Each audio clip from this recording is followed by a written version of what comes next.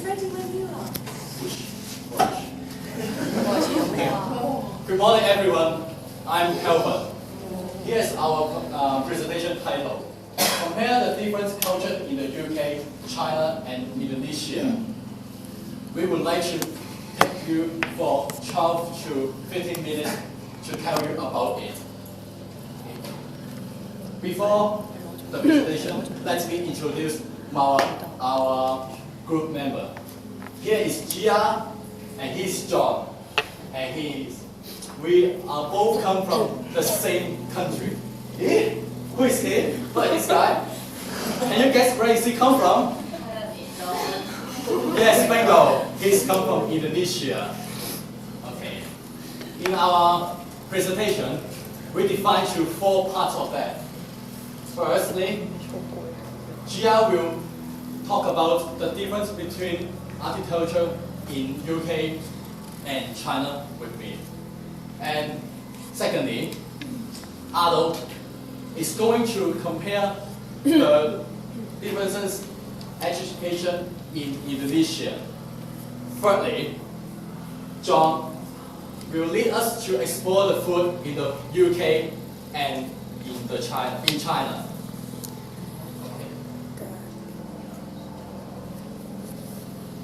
Let me, before starting our presentation, I hope you guys switch off your mobile phone and keep silence, please.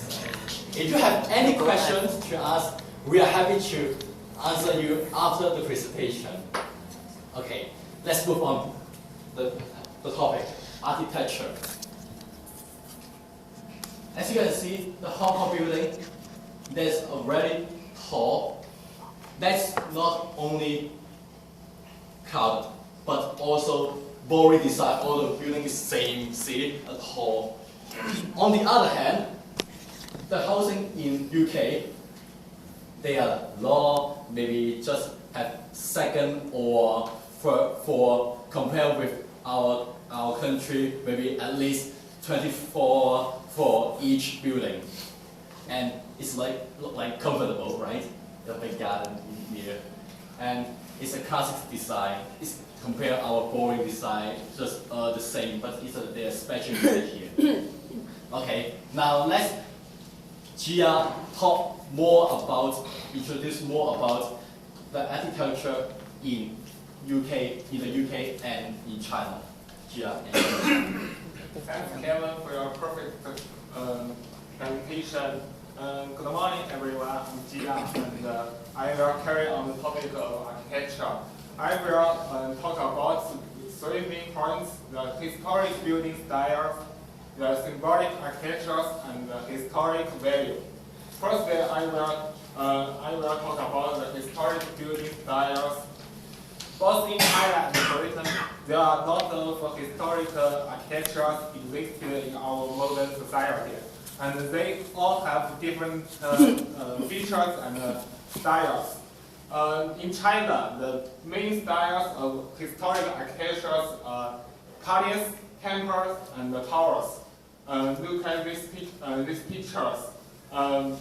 We can see all the architectures are by natural symmetry. Because Chinese pay a lot of attention to the balance of everything. Another feature, the roots of most Chinese historic architectures are like shapes like flying hawks. I think it's very interesting. Outside these are the British historic building styles. They are castle, cathedral, and abbey. It's easy to find that they don't notice the balance a lot. Maybe it's different. Next, I will briefly introduce the symbolic architectures of both countries. This is the Imperial Palace. We can also call it Forbidden City. It was the place of the emperors to live and work in, and it was built up in 1420, a known history. It was located in the center of Beijing. It was similarly. It was back in time Paris.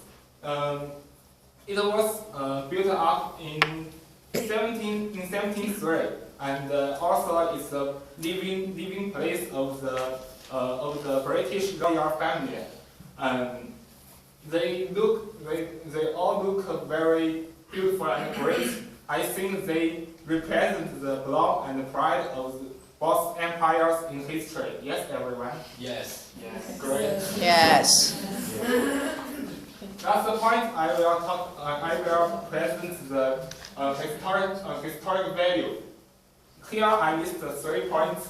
The first point, I think, historical architecture shows the timeless of the history. It means through the historical architectures we can know how long the history of this country. The second point, all the historical architectures are the cultural heritages and have the memorial significance. The third point, as the slide showed before, most historical architectures are the symbols of most countries, and it makes countries more colorful and meaningful.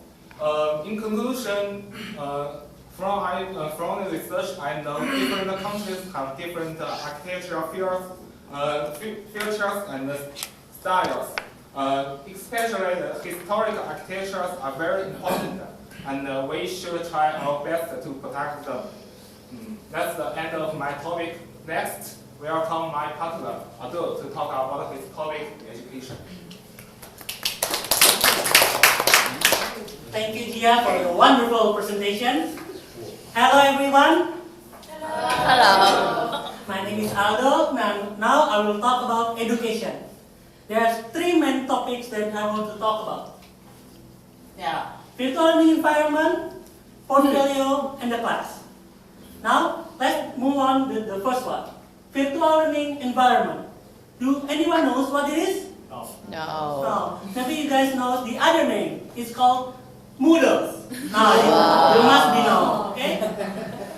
This is some kind of web-based systems that help students to study independently, because the teacher can put all the PowerPoint materials, all the assignment, and all the resource. They can upload it into this website, and student can download it and access it anywhere, anytime, as long he or she has access to the internet. So it's kind of wonderful system we have here.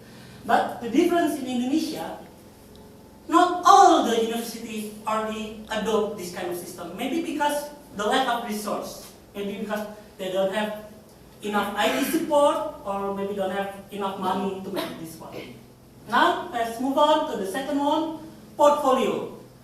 Do anyone have portfolio here? Yeah. This is right.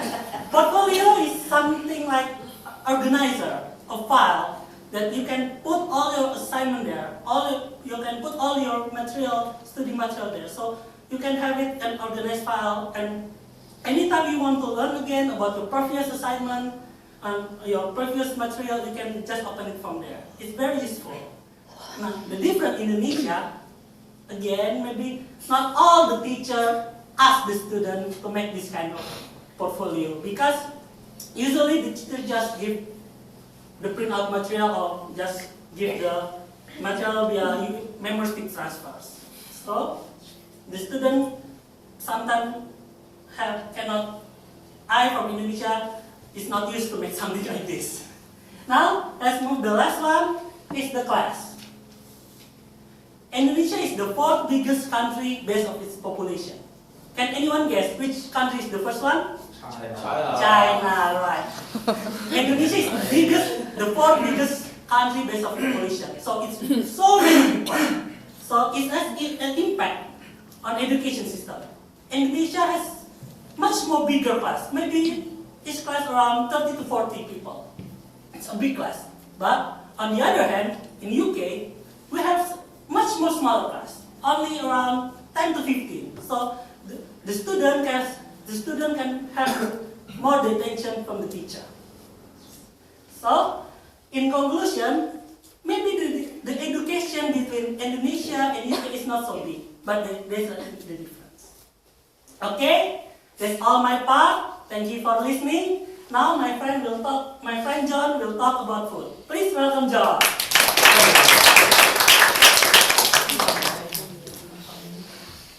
Now, let us turn to the third part of the presentation. As you know, we have 3 points in this part.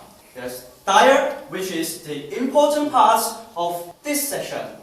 And we have tableware and price. First, let's move to the first part of it. As you can see for the top, we have 2 pictures, which is how a traditional breakfast look like in China and UK. You can see, China, we eat milk and fritters. Milk is not that milk you have in here. It's just made by beans. And the fritter is made by flour and cooked by oil. As you can see from the right, it's a traditional breakfast look like in UK. Because you can eat it in the school canteen, so I will not specially introduce it to you guys. And after that, you can see that is how a traditional dinner look like in China. We have 4 dishes and also 1 soup. The staple food must always be rice and noodles. And that was how a traditional dinner looked like in UK. Firstly, we can eat some salad and some soup. And then, we eat some familiar food. You guys know that? Fish and chips, pizzas, which have a high calorie, which I call you fat, maybe for the girls. Yeah. After that, UK people usually eat some desserts, and that maybe call you fat too. So that's a good idea I give you. If the girls want to lose your weight, please come to China. You can lose your weight in China immediately. The second part of it is tableware. You can see, China, we have a simple tool to eat the food. All kinds of food. That's chopstick. It's hard for the foreigner to use the chopstick. But if you can see on the right hand, that's a complicated system while you're eating food. We have fork, spoon, knife, and the plants for different kinds of use. So it's really complicated. And shall we move to the third part, price? As I see, because the GDP between our 2 nations, so we can buy food in different price. Set me, for example, if I eat in the school canteens in China, it only costs me £1 per dinner. But in here, how many of you guys eat more than £5 dinner in the school's canteen? I think most of you, not less than £5 because you can't eat enough. So that was food. If we turn to the next part, Kelvin would like to draw a conclusion. Kelvin? Thank you.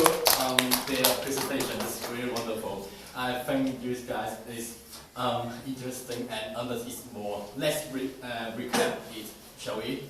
So they, Jiya talk about education, architecture, and Aldo talk about the education, and Jhon, the perfect presentation of food.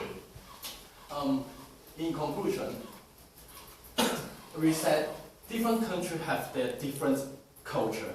We should respect each other and accept the differences, because that we should polite to everyone. And I hope you guys will enjoy your UK life in this year. If you have any question, you can ask me now. Thank you.